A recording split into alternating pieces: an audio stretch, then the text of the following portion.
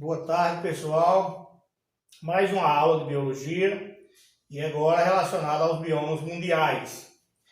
Só que antes de entrar diretamente nos biomas mundiais, eu vou falar aqui essa primeira parte relacionada aqui mais uma vez às características da Terra, né, do nosso globo. Temos que entender aquele posicionamento inclinado da Terra com relação ao Sol e ao seu próprio eixo, ou seja, diretamente ao seu próprio eixo e a relação de translação com relação ao Sol. Bom, nós sabemos que a região mais aquecida pela radiação solar é entre os trópicos, ou seja, próximo ali do Equador. E que as regiões entre os trópicos e os círculos polares Ártico e Antártico aqui, ou seja, Trópico de Capricórnio e Círculo Polar Antártico, e nós sabemos que próximo a esses polos a radiação é tangencial. Então há um aquecimento muito menor, certo? E isso significa que são regiões mais frias. Por outro lado, quanto mais distante da linha do Equador, as regiões vão se tornando mais altas, ou seja, a altitude é maior. Se a altitude é maior, isso significa que quanto mais alto eu estiver na atmosfera, menos denso o ar e mais frio, certo? Então, essas regiões de polos são as regiões realmente muito frias, por conta da altitude bem elevada. Então, isso significa que os biomas nessas regiões são totalmente gelados. E com isso vai haver uma diferenciação climática, né, com relação a outros biomas, principalmente os biomas existentes próximo à linha do Equador. O que acontece? Então você tem que entender, quando se vai estudar os biomas aqui, nós temos que entender como se nós estivéssemos imaginariamente fazendo um caminho dos polos em direção à linha do Equador. Então é como se eu estivesse descendo dos polos para a linha do Equador.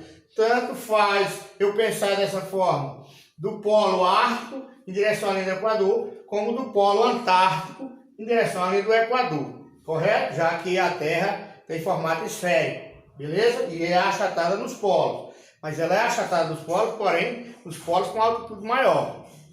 Então, essa primeira partezinha aqui é justamente a forma de você compreender porque, de acordo com essa incidência de radiação solar, essa diferenciação climática que ocorre entre os biomas mundiais. Então nós temos que entender, quando se vai estudar os biomas mundiais, começa lá de cima, por exemplo, tundra, taiga, floresta temperada, aí vem florestas ombrófilas ou pluviais trópicas, para em seguida as formações herbáceas e por último trabalhar os desertos, né? Ver as características dos desertos, na verdade, onde desertos e formações herbáceas já ficam próximo à linha do Equador.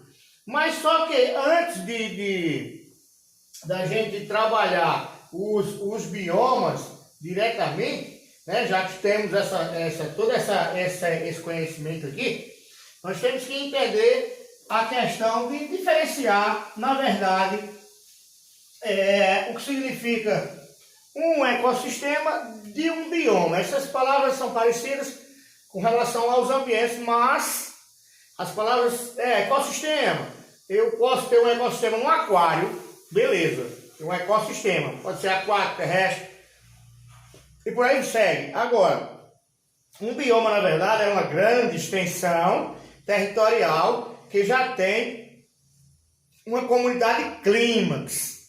E o que significa essa comunidade clímax? A comunidade clímax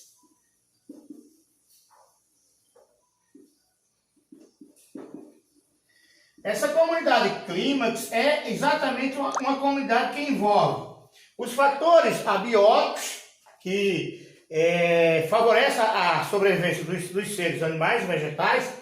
Para que ela se torne uma comunidade clímax, evidentemente que vai depender desses fatores abióticos, como temperatura, tipo de solo e tal, e por aí segue. Então, é a questão climática em si, dando condições à limitação de desenvolvimento desse bioma. E para que ele seja considerado clímax, ele passou por uma sucessão ecológica, certo? Ele veio em processo de evolução, certo? Essa sucessão ecológica de muitos biomas começou praticamente do nada num bioma e foi se desenvolvendo. Por exemplo, quando se fala de sucessão ecológica, eu posso ter uma região lá num deserto, de repente não tem nada, mas começou a juntar ali uma matéria orgânica, pouquinho, e de repente deu condições à existência de um inseto migrar para lá e por aí segue.